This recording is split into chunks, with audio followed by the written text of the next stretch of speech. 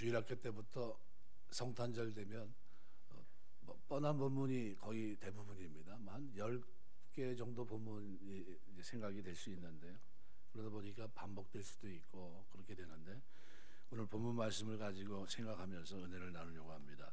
요즘은 이 TV 프로 가운데 퀴즈 프로 같은 거를 이렇게 보게 되면요, 굉장히 흥미진진한데, 혹시 여러분이 이 사람이 누군지 맞히는 분이 있으면 제가 선물을 하나 드릴 수 있도록 한번 하겠습니다. 어릴 때 성가대에서 성가대원으로 활동했고, 군대에서 병사들이 개를 좀 안 좋게 이렇게 한 것 같아요. 발로 차고, 그래서 상처가 난 개가 돌아다니니까 쫓아가서 치료해 줬고, 군대를 제대한 후에는 애국하는 마음이 들어서 다시 한번 더 군에 입대해서 나라 사랑을 표현합니다. 2번 그러니까 군생활을 한 거죠. 그림을 잘 그렸는데 아기 예수를 안고 있는 평화로운 마리아의 모습을 제일 잘 그렸다고 합니다. 여기까지. 근데 여기서 누군지 대충 알겠습니까?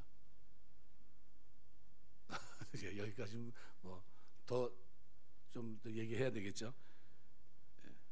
자기 아버님이 일찍 돌아가셨고 과부로 살던 어머니가 한 남자와 불륜을 행하는 걸 밤마다 지켜봤는데, 그 불륜의 당사자는 유대인이었고, 가톨릭 신자였던 그는 예수님에 대한 존경심이 깊었는데, 예수를 죽는데 내어준 장본인들이 유대인이었기 때문에 유대인들을 싫어했고, 오스트리아 공무원 아들로 태어나 미술에 소질이 있어서 화가의 꿈을 키우고 살았는데, 근데 미대에 들어가기 위해서 오스트리아 빈 대학에 원서를 2번이나 냈는데 그만 다 떨어집니다. 근데 탈락하는 과정에서 탈락시킨 사람이 유대인이었습니다. 누굴 것 같습니까? 이제 아시네. 어렸을 때는 뭐 했다고요? 성가대.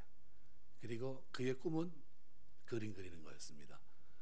만일 그가 그림을 그리게 됐다고 한다면 600만을 학살하는 사람이 되지는 않았을 거다. 대부분 사람들이 그렇게 평을 합니다.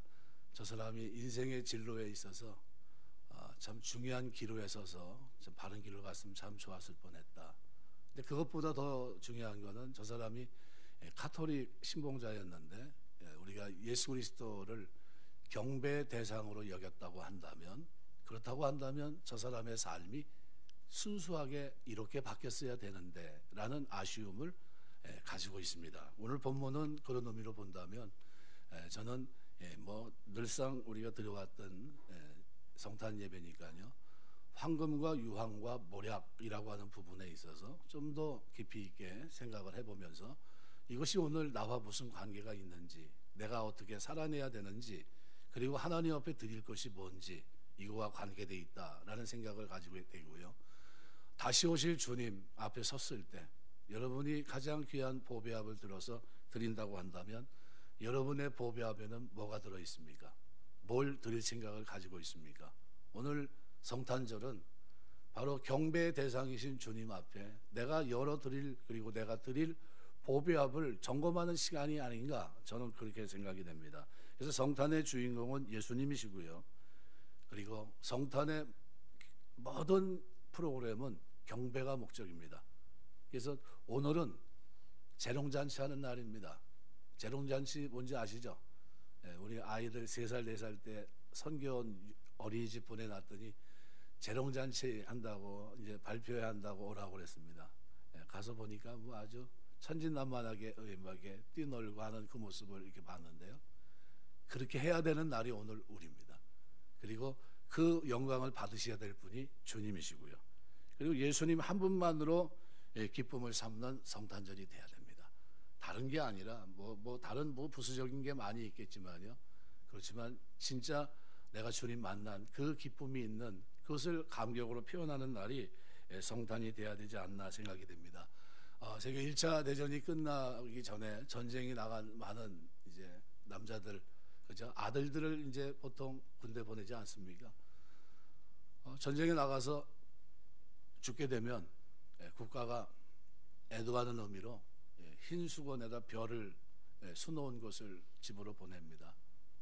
그러면 부모님은 전사했구나, 아들이 전쟁터에서 죽었구나, 그리고 그 별을 바깥에다 이렇게 깃발처럼 꺼내놓습니다. 그러면 지나가는 사람들이 보고 저 집 아들이 이 나라를 위해서 전쟁하다가 죽었구나. 그리고 위로해주고 기도해주고 애도했다고 그럽니다. 성탄은 이 땅에 아기 예수를 보내신 겁니다. 우리를 위해 십자가 지시고 이 땅에 오셨던 성육신하신 아기 예수가 이 땅에 오셔서 마침내 십자가 지시고 죽기까지 하나님의 뜻을 이루신 바로 그러기 위해 오신 그날입니다. 그래서 어떻게 보면 굉장히 귀한 날이고요. 해마다 성탄이 되면 성탄의 별을 이렇게 장식합니다. 우리 교회도 바깥에 트리를 했는데 그 좀 별을 좀 위로 좀 확 올렸어야 되는데 올리지 못한 게 한이 됩니다. 그래서 좀 올려놓으면 별이 좀 환하게 좀 비쳐야 되는데, 그래서 내년도에는 혹시 이제 하게 되면 성탄 별을 더 좋은 걸 좀 아주 좀 큰 걸 구매해서 그 위로 좀 번쩍 들어서 아기 예수 탄생을 축하하고 기념하는 그런 트리를 한번 만들어 볼까 생각하고 있습니다. 여러분 별을 보면서 뭘 느끼십니까? 바로 아기 예수입니다. 우리를 구원하기 위해 죄 전쟁터에 아들을 보내셔서 십자가에 죽기까지 내어주신 하나님의 사랑, 이런 것들이 그 속에 있습니다. 성탄의 별을 볼 때마다 세상을 이처럼 사랑하사 독생자를 주신 하나님이 그 속에 담겨 있습니다. 독생자 예수 그리스도를 보내주신 하나님의 사랑을 깨닫고 감사하고 기뻐하고 기뻐해야 될 대상은 오늘 우리라고 생각이 됩니다. 그런데 안타깝게도 2000여 년 그 전에 유대 땅 베들레헴에서 예수님이 경배의 대상이신 그분이 태어나셔서 이 땅에 오셨는데 모든 사람들이 기뻐하고 기뻐하는 것은 아니었어요. 정작 기뻐해야 될 사람들은 대제사장과 서기관과 이스라엘 백성들이었는데 그들은 오히려 안타까운 모습을 본문에 보여주고 있고요. 더군다나 그 시대 헤롯이라고 하는 이 사람은 아주 악명 높은 사람이었습니다. 자기의 왕위를 지키기 위해서는 아들도 서슴없이 죽였던 사람이고요. 그리고 조금이라도 의심이 되는 사람이 있으면 가만두지 않았던 그런 사람이 헤롯입니다. 아기 예수를 유대인의 왕으로 나신 이가 어디 계시냐라는 이 질문 앞에 그만 깜짝 놀랐고요. 어떻게 죽여야 되겠다. 그러면서 자기도 뭐라고 얘기합니까? 8절에 보면 이렇게 얘기합니다. 베들레헴으로 보내며 이르되 가서 아기에 대해 자세히 알아보고 찾거든 내게 고하여 나도 가서 그에게 경배하라라. 두 부류의 경배의 대상이 있어요. 하나는 동방에서 1800km 되는 엄청난 길을 오늘날 이란 땅이죠. 페르시아에서부터 다가와서 한 얼마나 걸렸을까요? 낮에는 더우니까 움직이지 못하니까요. 저녁에 이동했다고 본다면 한 40일 정도, 1800km. 여기서 진주까지가 천리길이라고 그럽니다. 보통 천리길. 그러면 그거를 두 번이라고 생각하면 굉장히 긴 거리죠. 걸어갔을까, 낙타를 탔을까? 대부분 낙타를 탔을 확률이 높죠. 우리가 그림으로 보는 게 그거니까. 그렇다고 치더라도 그죠? 1800km는 적지 않은 시간이었고요. 많은 어려움과 위험을 감내해야 되는 그런 길이었음을 우리가 알 수 있습니다. 1800km를 다가와서 아기 예수에 대한 별을 보고 쫓아왔고 경배하기 위해 찾아왔던 그 모습을 우리가 본다면요, 이거는 뭘 생각해야 되냐면요, 나중에 믿음의 길 여정을 다 끝내고 우리가 만왕의 왕이여 만주의 주가 되신 주님 앞에 보배합을 열어 경배해야 될 하나님의 사람들의 모습을 보여주는 게 아닌가 생각이 됩니다. 우리의 믿음의 여정은 오랜 시간이 걸립니다. 처음서부터 끝까지 그 세월이 70년이 됐든 80년이 됐든 100년이 됐든 우리는 그 긴 여정을 통해서 하나님의 백성으로 믿음을 가지고 소망 가운데 살게 되고요. 그리고 마침내 주님을 만나게 된다면 우리는 우리의 삶에서 보배합을 열어드려야 되지 않느냐. 아기 예수를 잡아 죽이려고 했던 헤롯 임금의 이 반응은 그가 얼마나 한쪽으로 치우쳐 있는 인간이었는지를 보여줍니다. 예루살렘의 유명한 사람 가운데 몇 사람을 잡아서 감옥에 집어넣게 합니다. 내가 죽거든 그리고 그 사람들을 같이 처형하라 이렇게 얘기합니다. 그럼 그 사람이 어떤 사람입니까? 말 그대로 굉장히 잔인한 사람이에요. 이런 사람이 경배한다는 말이 맞겠습니까? 자기 왕위를 탐하는 유대인의 왕으로 나신 일을 물어보니까요, 난 경배해야 되니까 좀 알려줘라 얘기하는데 그 무슨 얘기냐면 죽이겠다는 얘기입니다. 근데 하나님은 이렇게 순례길을 걸어왔던 동방 박사들을 꿈을 통해서 다른 길로 지시해서 돌아가게 하시는 그런 은혜를 베풀어 주시고요. 그리고 헤롯은 어떻게 합니까? 2살 이하의 남아들을 다 어떻게 합니까? 죽입니다. 혹시 왕이 될까봐, 내 도전적인 세력이 될까봐 그를 없애는 잔인한 모습을 보여줍니다. 거기에 비해서 대제사장과 서기관들은 어떻습니까? 준비가 되어 있지 못한 모습입니다.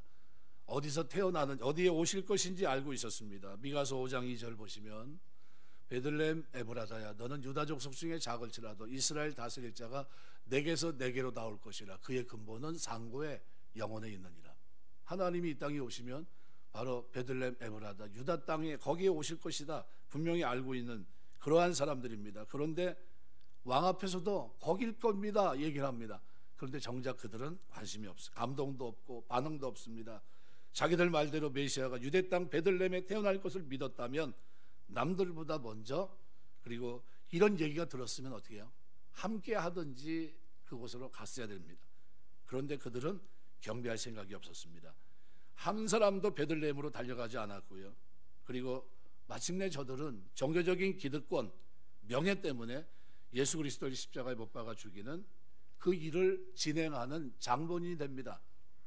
그리고 또 하나의 반응이 오늘 본문에 기록되어 있습니다. 3절 보시면은 헤롯 왕과 온 예루살렘이 듣고 소동한지라. 타라소라는 이 소동한지라라는 말은요, 당황했다는 거예요. 뒤흔들렸다.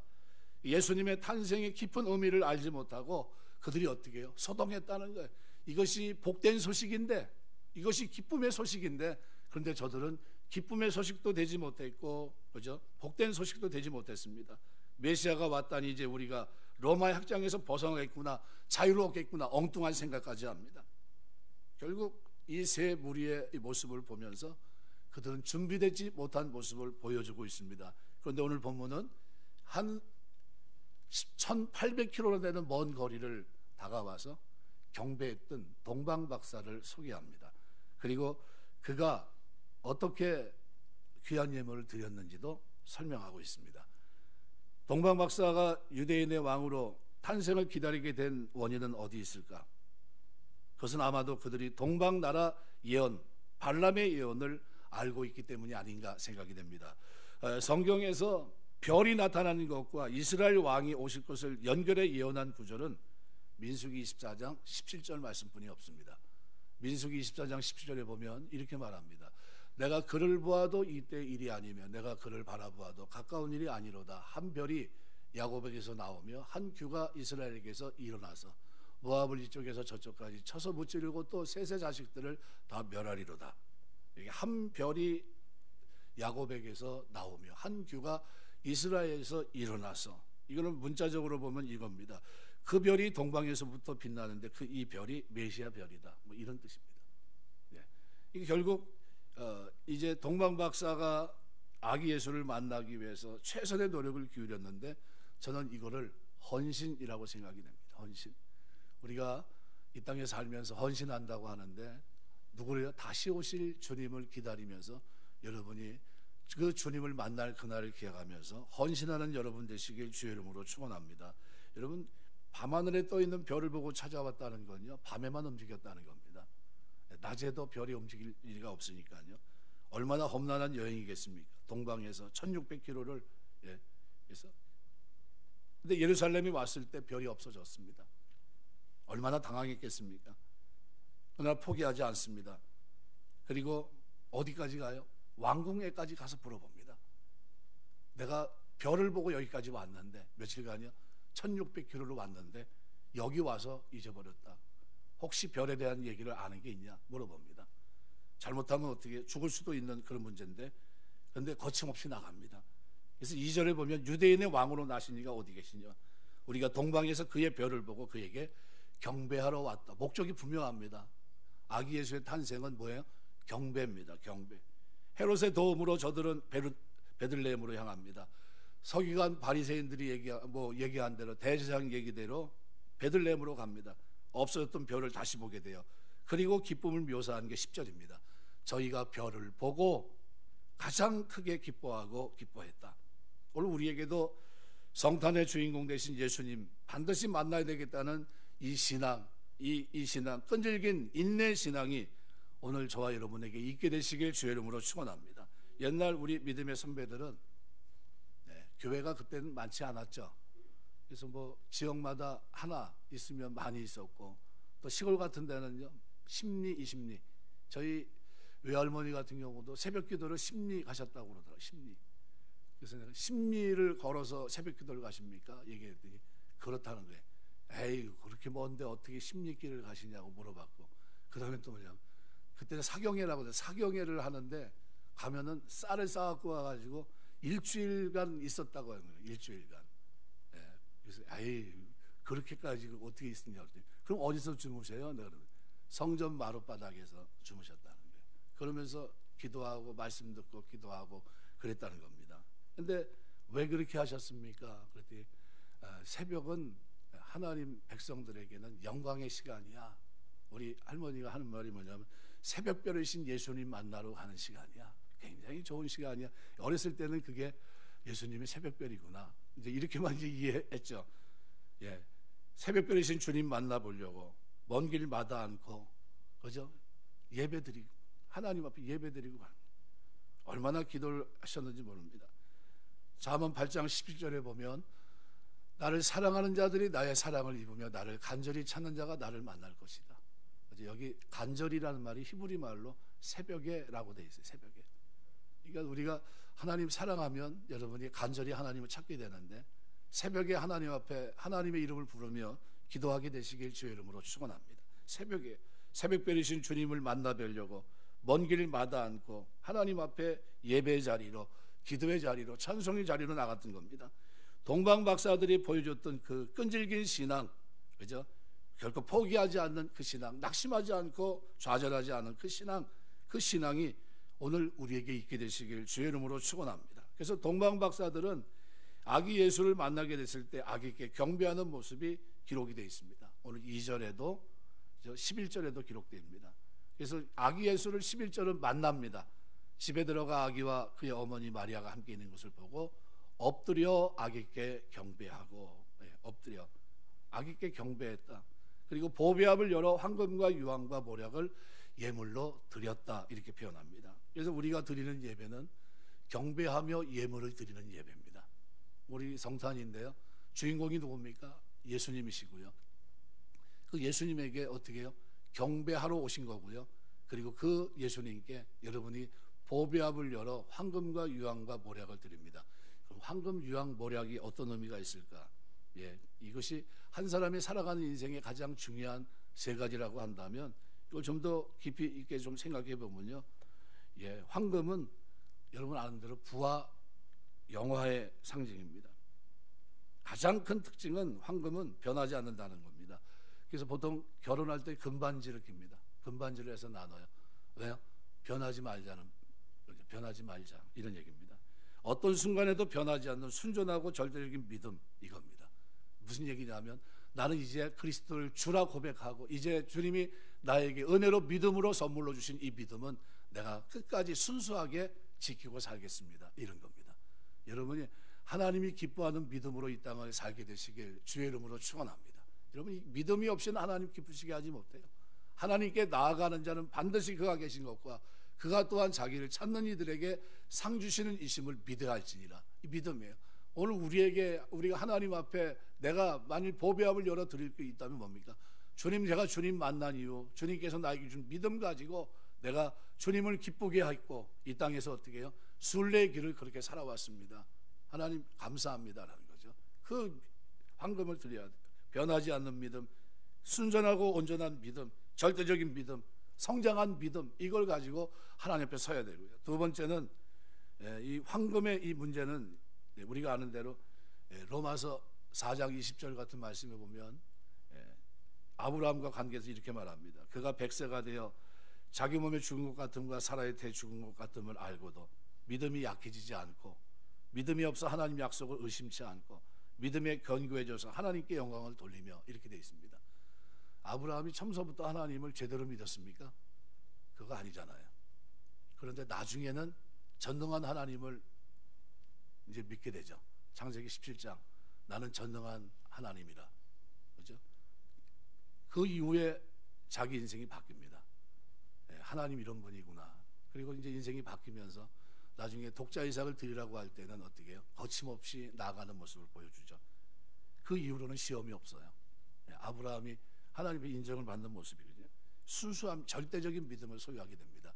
하나님이 우리가 처음 예수 믿을 때 가졌던 믿음은 조그만 거예요. 주님이 날 위해 오셨나 정도죠. 그런데 이제는 그 주님에 대한 감사와 감격 속에서 다시 오실 주님 나에게 선물로 주신 이 믿음을 내가 보배같이 여기고 그 믿음으로 내가 주님 앞에 섰음을 고백하면서 그 믿음을 변함없는 믿음을 주님 앞에 증거해야 될 줄 믿습니다. 그래서 우리 살아가면서 여러분 믿음이 흔들리지 않게 되시길 주의 이름으로 축원합니다. 요즘은 종교 다원 시대예요. 다원화된 시대입니다. 다른 종교에도 구원이 있다라고 얘기하는 시대고요. 절대 가치를 주장하는 기독교는 사람들이 어떻게 자꾸 외면합니다. 그리고 사람들을 절대라는 걸 좀 원하지 않거든요. 상대화된 시대거든요. 그러니까 절대 가치를 주장하는 기독교에 대해서 점차 왕따의 길을 지금 접어들고 있는 겁니다. 사람들은 별로 좋아하지 않아요. 그리고 인식에도 어때요? 저 기독교인 이렇게 생각할 수 있습니다. 그래도 우리는 절대 믿음을 가지고 살아야 돼요. 두 번째는 모략입니다. 성유의 한 부분으로 의복이나 침상을 향기롭게 하거나 부인들의 품에 넣어 향수, 화장품으로 사용했던 향수입니다. 아주 값비싼 향수는요, 아주 굉장히 귀하죠. 이 모략은 값비싼 예물입니다. 그들이 바친 모략은 우리가 가져야 될 뭘 보여주냐면 신앙의 한 부분입니다. 이 모략은 향유, 아주 향기 나는 겁니다. 의학 우리가 공진단이라고 혹시 아시는지 모르겠어요. 공진단. 굉장히 귀한 약재인데, 근데 그걸 우리 지금은 구할 수가 없죠. 이제 불법 거래가 되기 때문에 하지 못하는데, 그 재료를 찾으려면 그 향이 굉장히 귀하거든요. 그 향내, 그거와 관계된 거를 이제 가루를 내서 1g에 뭐 굉장히 비쌉니다. 근데 그렇게 비싼 걸 가지고 환을 만든 게 공진단이라는 게 있는데, 그건 지금은 이제 실제적으로 구할 수가 없습니다. 왜 재료가 되는 사양사슴인가 하는 이것도 구하기가 쉽지 않고요. 굉장히 어려운데, 그런데 이 향수라고 하는 건요 그만큼 귀합니다. 이걸 뭘 얘기하고 있냐면요, 성도들이 이 땅에 살아가면서 모략과 같이 그리스도의 향기를 바라는 사람이 돼야 된다는 걸 얘기하는 겁니다. 하나님 앞에 우리가 드릴 선물 가운데 첫 번째는 뭐예요? 믿음이고요. 믿음으로 살아가는 삶이고, 두 번째는 선한 일에 열심히 있는 친백성으로 사랑하며 살아가는 것, 선한 일에 열심히 있는 모습으로 살아간 삶, 그리스도의 향기를 바라며 살아갔던 겁니다. 나를 통해서 누가요? 그리스도가 드러나게 한 삶, 이걸 하나님 앞에 드리는 겁니다. 이게 모략이에요, 모략. 그래서 고린도서 2장 15절 보면 이렇게 표현합니다. 우리는 구원받는 자들에게나 망하는 자들에게나 하나님 앞에서 그리스도의 향기니. 우리를 보면 누굴 만나야 됩니까? 그리스도의 향기. 예수님 때문에 저희가 저렇게 바뀌었구나. 예수님은 내가 대단하네. 저 인생이 저렇게 바뀐 거 보니까 누가 있어요? 천국이 있나 보다. 진짜 천국이 있나 보다. 아무개 저 사람은 절대 변할 사람이 아닌데 어떻게 저렇게 사람이 온유한 사람으로, 겸손한 사람으로 바뀌었지? 누구 때문에요? 예수님 때문에. 그러니까 이겁니다. 그러니까 우리가 구원 얻는 자나 망하는 자들 앞에, 또 하나님 앞에서 우리는 그리스도의 향기, 모략과 같은 향기, 너무나 값비싼 향기를 우리가 내야 됩니다. 예배소 5장 2절에도 보면 바울은 예배소 교인들이 말합니다. 그리스도께 너희를 사랑하신 것 같이 너희도 사랑 가운데서 행하라. 그는 우리를 위해 자신을 버리사 향기로운 제물과 희생제물로 하나님께 드리셨느니라. 향기로운 제물과 희생제물로 하나님께 드리셨다. 무슨 향기입니까? 사랑의 향기, 예수님의 사랑의 향기. 우리 똑같습니다. 우리도 하나님 앞에 드려야 될 삶이 있는데, 그게 뭡니까? 하나님 사랑하고 이웃 사랑하는 게, 이게 세계명입니다. 세계명은 큰 틀에서 그냥 하나예요. 하나님 사랑하고 경외하는 사람은 반드시 필연적으로 뭐로 합니까? 이웃 사랑을 해요. 마태복음 25장에 보면 양과 염소의 비유가 있는데, 양과 염소는 다릅니다. 양은 자기의 삶의 일상 속에서 너무나 많은 선한 일을 합니다. 그죠? 수도 없이 헤아릴 수 없으니까요. 기억해야 기억할 수가 없어요. 그러나 염소는 어때요? 기억합니다. 그리고 염소는 선을 행하는데도 내가 마땅히 하지 않았습니까? 라면서 사람들에게 보이면서 합니다. 그러나 양은 어때요? 남들이 보든지 안 보든지 그 일상 속에서 어떻게 해요? 살아가는 삶의 자체가 삶 속에 그리스도의 향기, 하나님 영광 받으시면 되지 뭐 하면서 어떻게 해요?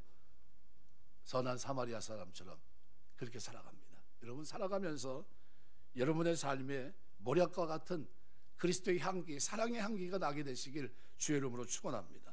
예. 그 하나님 영광 받으시는 게 이거 우리에게 필요한 겁니다. 야고보 3장 13절 말씀에 보면 너희 중에 지혜와 총명이 있는 자가 누구냐? 그는 선행으로 말미암아 지혜 온유함으로 그 행함을 선행으로 말미암아 그 행함을 보이라. 지혜 온유함으로 무슨 얘기입니까? 선행으로 그리스도의 향기를 드러내라는 게 너희의 착한 행실로 사람에게 보여 그들로 살아계신 하나님께 영광을 돌리게 하라.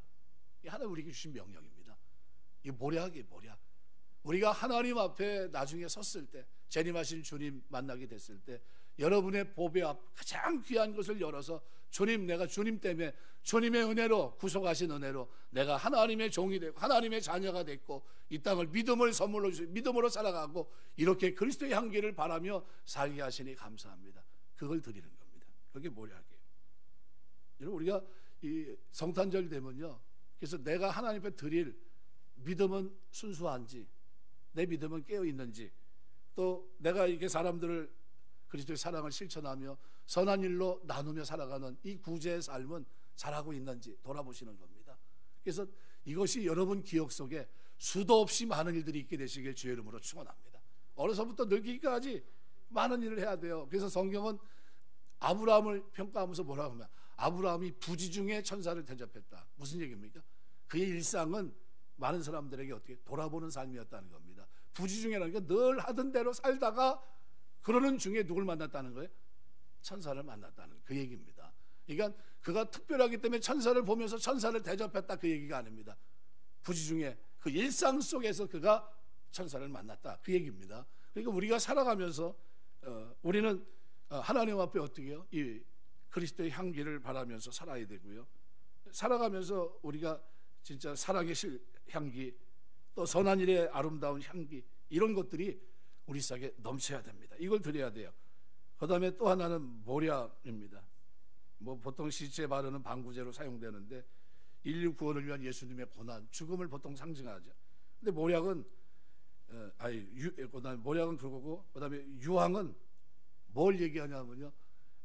우리가 하나님 앞에 예배드릴 때 구약으로 말하면 희생 제사장에 부어지는 성유, 분향단, 살을 향유 이때 들어가는 게 뭡니까? 유황입니다. 성도들의 기도와 유황이 함께 올라갑니다. 그러니까 유황은 뭘 상징하냐면요. 성도들의 신앙생활을 상징합니다. 신앙생활. 여러분 일상 하나님을 만난 후 하나님과 바른 관계가 맺어지고 난 후 그 다음에 어떻게 해요? 살아가는 걸 얘기합니다. 그러니까 뭐가 회복된 겁니까? 예배가 회복되고 그 다음에 기도가 회복되고 찬송이 회복되고 그 다음에 어떻게 말씀 중심으로 변화돼서 거룩한 삶을 사는 거 이게 뭡니까? 경건과 거룩함을 가지고 주의 나라가 임하기를 간절히 바라고 사모하는 거 이거 무슨 삶입니까? 유황과 같은 삶이에요. 변화된 삶, 그죠? 그러니까 남부 아라비아 특산물로 감람과 고목에서 추출되는 이 진액을 모은 것인데 흰빛나는 향료의 일종입니다. 너무나 예수님의 신성을 나타내는 아주 귀한 건데요. 이것은 예배와 관계된 예배. 그러니까 우리가 하나님 앞에 보배압을 딱 열었을 때 우리 삶에 내가 드려야 될 게 뭡니까? 믿음을 선물로 받은 후 변화된 삶, 변화된 사랑의 실천 이거와 더불어 뭡니까? 하나님 앞에 예배자로 경건과 거룩하게 살아간 삶 이것이 보배압에 담겨 있는 거예요. 이것이 우리가 하나님 앞에 드려야 될 겁니다. 요한복음 4장 23절 보시면 아버지께 참되게 예배하는 자들은 영과 진리로 예배할 때가 오나니 곧 이때라. 아버지께서는 자기에게 이렇게 예배하는 자들을 찾으시느니라. 이제 거듭났어요. 성령으로 인해서 거듭났습니다. 죄사함 받고 하나님의 자녀가 됐어요. 그리고 비로소 경배 받으실 주님 앞에 예배자가 된 거예요. 예배자로 비로소 우리가 예배하게 됐습니다. 이사야 43장 21절 보면 이 백성은 나를 위해 내가 나를 위해 지었나니 나 찬송을 하리 하랍니다. 하나님 앞에 찬송이 회복된 겁니다. 찬송. 히브리서 13장 15절 이러므로 우리가 예수로 말미암아 항상 찬미의 제사를 하나님께 드리자 이는 그 이름을 증거하는 입술의 열매니라. 결국 이 경배 대상이신 예수님 앞에 보배합을 열어서 황금과 모략과 유향을 드렸는데 이거는 동방박사만 드려야 될 게 아니라요, 오늘 우리가 드려야 될 귀한 보배입니다. 여러분이 대통령에게 만일 뭘 보낸다고 한번 해보세요. 뭘 보내겠습니까? 대통령과 친분이 있고 그분에 대해서 여러분이 존경을 표하면서 뭘 드린다고 하면요, 값싼 걸 드릴 수는 없을 겁니다. 그렇다고 뭐로 그 마음을 만족시키겠습니까? 하나님은 세상의 모든 것의 주인이세요. 그죠? 물질로 하나님을 감동시킬 수 없습니다. 뭐로 하나님을 감동시킬 수 있습니까? 오직 한 가지예요. 변화된 삶. 믿음으로 말미암아 변화된 예배자의 삶. 변화된 예배자로 이 땅을 몸과 마음과 삶을 드리면서 전인격적인 변화된 회복된 모습으로 살아가는 그것이 우리가 하나님 앞에 드려야 될 황금과 모략과 유향입니다. 예배가 살아있고 기도가 살아있고 말씀 앞에 순종하는 그 삶이 회복되고 선한 행실의 삶이 회복되고 사랑의 실천의 삶이 회복되고 그리고 그 하나님 앞에 믿음을 견고히 지키며 흔들림 없이 하나님을 경배의 대상자로 알고 섬기는 이것이 바로 성탄절. 바로 아기 예수께 동방박사는 황금과 유향과 모략을 드려서 경배했습니다. 오늘 우리도 다시 오실 주님 앞에 바로 이걸 드려야 돼요. 오늘 본문은 또 하나를 드립니다. 동방박사는 아기 예수께 경배하고 나서 순종하는 모습을 보여줍니다. 우리가 성탄절을 즈음해서 나는 하나님 말씀 앞에 얼마나 많은 말씀 앞에 나는 순종하는가, 순간순간 그 말씀을 우리가 실천해 나가야 되는데요, 그때마다 여러분이 결정해야 돼요. 바른 선택을 하셔야 됩니다. 하나님이 원하시면 먹든지 마시든지 무엇을 하든지 다 하나님 영광을 위해서 해야 됩니다. 그때마다 여러분이 결정하셔야 돼요. 동방박사는 40일간 자기들이 걸어왔던 길이 있습니다. 글로 가면 돼요. 아무런 문제가 없었으니까요. 그런데 다시 가게 되면 왕궁을 거쳐서 지나가겠죠. 그런데 12절에 보니까 이렇게 말하는, 꿈의 헤롯에게로 돌아가지 말라는 지시를 받아 다른 길로 고국에 돌아가니라. 온 길도 험했지만요, 가는 길도 험합니다. 그죠? 온 길은 말 그대로 예루살렘에 와서 별을 잊어버리는 어려움이 있었고요, 가는 길은 전혀 알지 못했던 새로운 길로 또 가야 돼요. 더 먼 길이 될 수도 있습니다. 그런데도 꿈에 지시한 대로, 그 지시대로 어떻게 해요? 순종하며 가더라. 이 뭘 얘기합니까?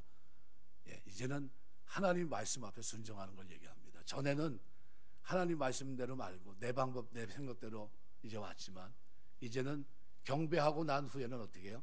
순종하셔야 돼요. 하나님 말씀 앞에 이제 말씀하옵소서 종이 듣겠습니다. 이제는 말씀대로 가겠습니다. 이런 겁니다. 오늘 우리가 살면서 하나님 말씀 붙들고 여러분 살아가는 삶이 되시길 주의 이름으로 축원합니다. 성탄절을 맞이해서 과거의 잘못된 모든 모습들을 떨쳐버리고 이제는 말씀 앞에 순종해서 하나님께 지시해 주는 길로 완전히 방향을 바꿔야 돼요. 이게 하나님 마음이 합한 겁니다. 일제시대 사랑의 원조탄 손영환 목사님이 신사참배를 거부하다가 일본 경찰에 체포가 됩니다. 일본 검사가 유업을 해요. 천황폐하의 명을 거역하다가 어떠한 벌을 받을지도 모르느냐. 그때 손영환 목사님이 이렇게 대답합니다. 세상 나라 임금 명을 어겨서 내가 이런 벌을 받는데 만왕의 왕이신 예수 그리스도의 명을 어기고 내가 신사참배를 한다면 나중에 내가 얼마나 큰 벌을 받겠습니까? 어떤 벌을 받습니까? 불과 유황불에 던져집니다. 우상 숭배한 건 요한계시록 16장에서 얘기하는 대로요, 불과 유황불에 던져지게 돼요. 하나님 말씀에 순종해서 완전히 180도 전환되는 귀한 역사가 오늘 저와 여러분에게 있게 되시길 주의 이름으로 축원합니다. 하나님이 지시해 주시는 그 길, 내가 곧 그 길이요 한 그대로 그 길, 생명의 길, 영생의 길, 이 축복의 길이 우리 눈앞에 있어요. 하지만 그 길은 좁은 길이에요. 험난한 순례길이고요. 그 길은 내가 걸어왔던 길이 아니에요. 그 길은 새로운 길입니다. 전혀 경험하지 못한 길이에요. 그러나 말씀을 붙잡고 믿음으로 가는 그 길이에요. 그 길로 하나님 우리를 보내신 겁니다. 말씀 맺겠습니다. 오늘 본문을 보시면 다른 것보다도 예수님의 탄생 즈음을 한번 보십시오. 제가 만일 내 자식을 어디다 보내면 그 나라가 어떤 나라인지, 그 나라는 평안한지, 살만한지 이런 것부터 들여다볼 것 같아요. 막 서요 사태가 있고 무슨 뭐 문제가 있고 그 나라를 다스리는 사람이 사람을 그냥 쉽게 죽이는 사람이고 그런 곳에 자식을 보낼 부모가 있을까요? 없을 겁니다. 똑같은 부모 입장이라면 아마 절대로 거기는 보내지 않을 겁니다. 이 땅에 예수님이 오신 시점은 어디입니까? 헤롯이 통치하던 때입니다. 헤롯은 누구예요? 왕에 대한 욕심이 가득했던 사람이고요. 자기 자식까지, 잘난 자식은 다 죽였어요. 저놈이 내 왕의 도전이 되겠다 싶으면 다 죽였고요. 뭐 거침없이 그런 인생을 살던 사람입니다. 그리고 예수님의 공생의 사역은 로마라고 하는 시대의 통치 속에 있었던 그 시대입니다. 굉장히 어려운 시대에 이 땅에 오셨고 환난의 시대에 그 땅에서 살아가십니다. 그런데 뭐라고 얘기합니까? 다 이루었다.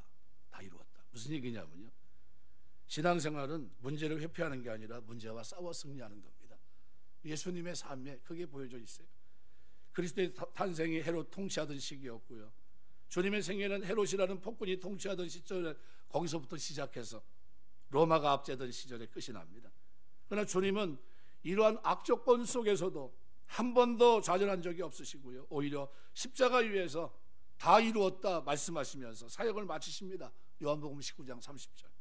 제자들에게도 가장 위험한 예루살렘으로부터 복음을 전하라고 명령하세요. 아주 공교롭게도요, 사도행전 1장 8절에 보면 이렇게 표현합니다.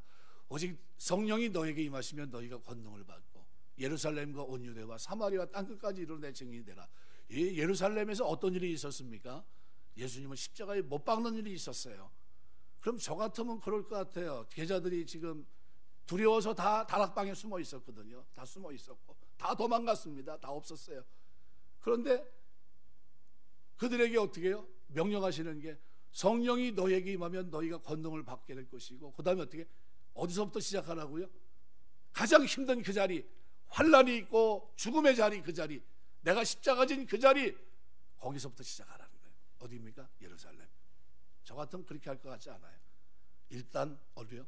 먼 곳으로 가서 거기서 다시 재정비해서 그 다음에 나중에 예루살렘으로 돌아오거라, 이렇게 얘기했을 것 같아요. 그런데 그렇게 말씀하지 아니하시고 성령이 너희 가운데 임하면 너희가 권능을 받게 될 것이고 예루살렘과 온 유대와 사마리아 땅끝까지 복음의 증인이 되리라, 이렇게 말씀하십니다. 이거는 우리의 삶을 다시 돌아보게 해요. 예수 믿는 사람은요, 문제를 피하지 않고 정면 승부하는 사람입니다. 히브리서 10장 38절은 이렇게 얘기해요. 나의 의인은 믿음으로 말미암아 살리라. 또한 뒤로 물러가면 내 마음이 그를 기뻐하지 아니하리라. 우리 주님은 우리가 뒤로 물러나는 걸 기뻐하지 않으세요? 말씀하겠습니다.